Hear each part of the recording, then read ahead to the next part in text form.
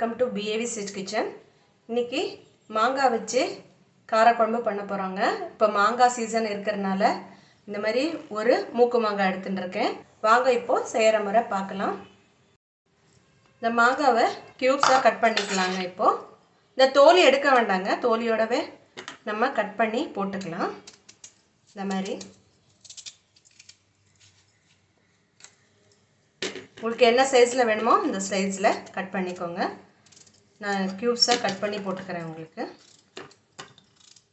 ரொம்பவே டிஃப்ரெண்ட்டாக இருக்குங்க. சூப்பராக இருக்கும், ரொம்பவே சுவையாக இருக்கும், ஈஸி.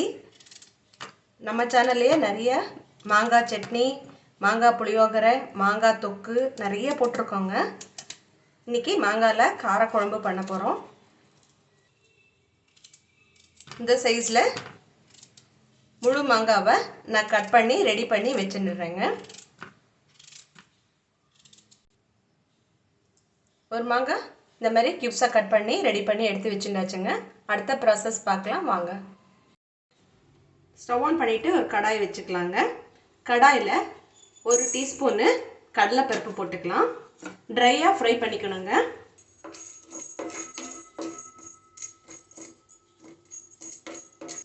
வறுத்தது போதுங்க. இது எல்லாத்தையும் ஒரு பிளேட்டில் எடுத்துக்கலாம். 1 டீஸ்பூன் உளுத்தம் பருப்பு போட்டுக்கலாம். அதுவும் இதே மாதிரி ட்ரையாக ரோஸ்ட் பண்ணிக்கணுங்க. எல்லாமே நம்ம தனித்தனியாக வறுத்துக்கணும்.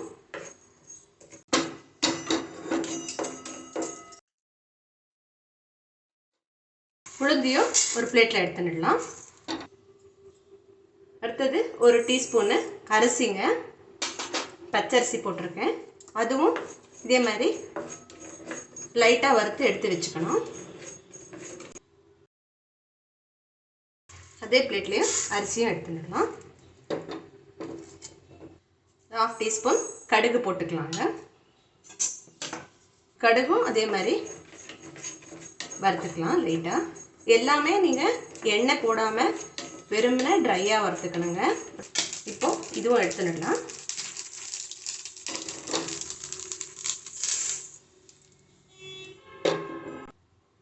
கொஞ்சமாக ஒரு 10 வெந்தயம் போட்டுக்கலாங்க. இது போடுறது மணத்துக்காகங்க. நிறைய போட்டுடாதீங்க. நிறைய போட்டேன்னா கசப்பாயிடும் உங்களுக்கு. இவ்வளோ போட்டால் போதும். இதுவும் செவக்காய் வறுத்து எடுத்துடலாம்.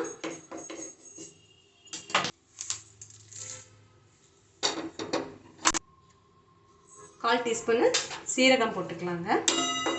எல்லாமே தனித்தனியாக பொறுமையாக வறுத்துக்கோங்க. அப்போ தான் ரொம்பவே டேஸ்ட்டாக இருக்கும்.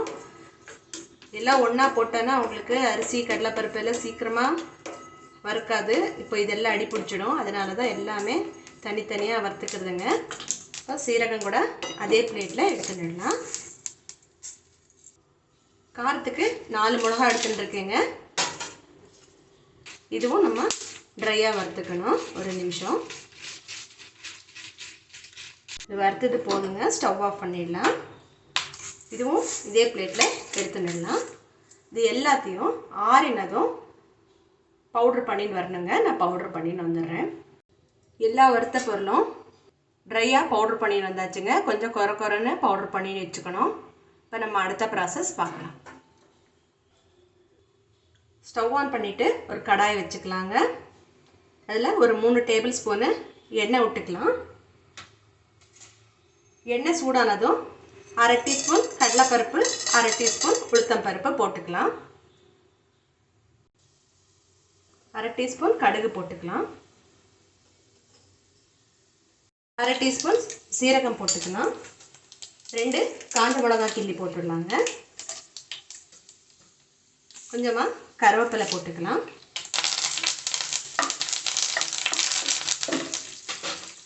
நம்ம கட் பண்ணி வச்சுட்டு இருக்கிற மூக்கு மாங்காய் எல்லாத்தையும் இதில் போட்டுடலாங்க. ஒரு முழு மாங்காவை போட்டிருக்கேங்க. இன்றைக்கி நம்ம சொல்லியிருக்கிற அளவு எல்லாமே ஒரு மாங்காய்க்கு சரியாக இருக்குங்க. 1 நிமிஷம் இது எண்ணெயிலேயே ஃப்ரை பண்ணிக்கலாம்.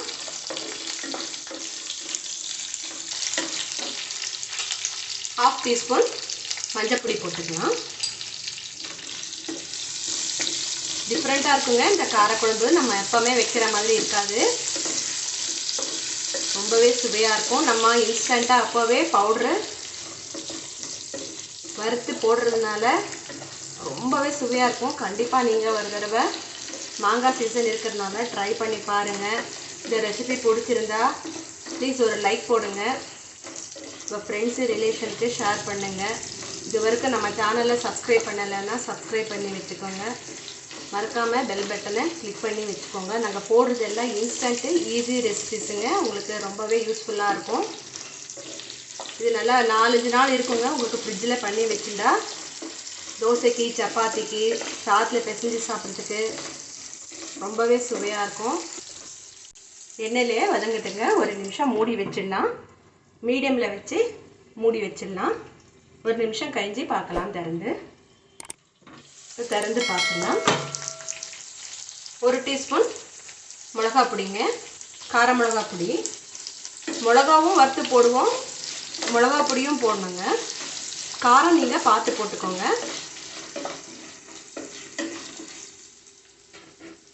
கல்லுப்பு ருசிக்கு தேவையான அளவு.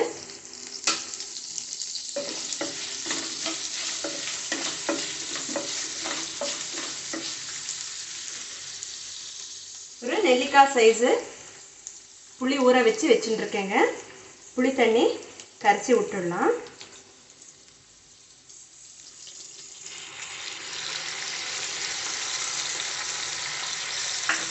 மிக்ஸ் பண்ணி விட்டுடலாம். தண்ணி உங்களுக்கு எவ்வளோ தேவையோ அவ்வளோ பார்த்து போட்டுக்கோங்க.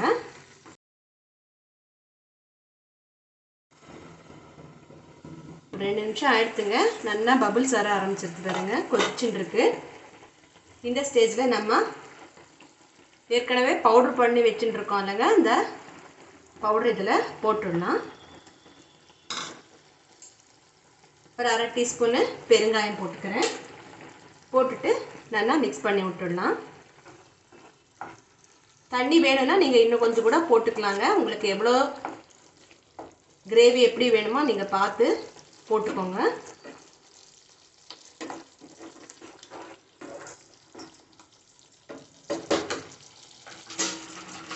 இன்னும் கொஞ்சம் நான் தண்ணி விட்டுக்கிறேன். ஒரு 1/2 டீஸ்பூனு வெல்லம் போட்டுக்கிறேங்க. இது உங்கள் விருப்பம்.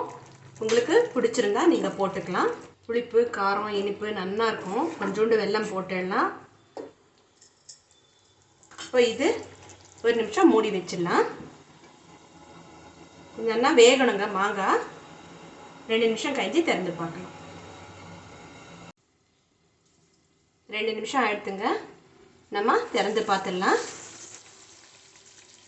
நம்ம விட்டா எண்ணெய் எல்லாமே நல்லா மேலே வந்துடுது. நல்லா கலந்து விட்டுடலாங்க. சூடாக சாதத்தில் போட்டுட்டு நீங்கள் சாப்பிட்டீங்கன்னா இதுக்கு வேறு எதுவுமே தேவையில்லைங்க. அவ்வளோ ருசியாக இருக்கும்.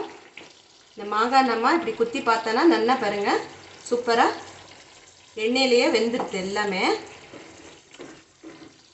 இது ரெடி ஆகிடுதுங்க. இப்போது ஆஃப் பண்ணிடலாம். கண்டிப்பாக நீங்களும் ட்ரை பண்ணி பாருங்கள். எப்படி இருந்ததுன்னு உங்கள் கமெண்ட்ஸில் சொல்லுங்கள். ஒரு லைக் போடுங்க. நன்றி, வணக்கம்.